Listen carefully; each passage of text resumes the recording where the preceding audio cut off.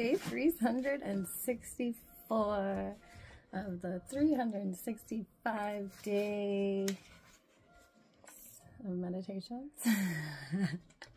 Meditation on practicing Buddhism.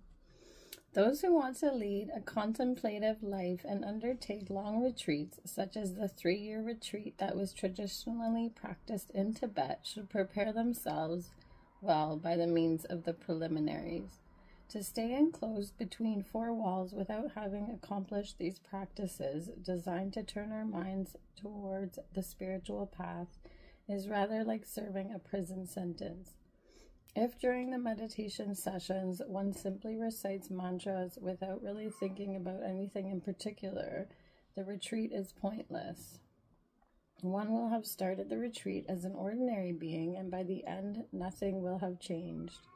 On top of this, one might be prouder than before because one might tell oneself that since one has been enclosed for 3 years, one deserves being called a Lama.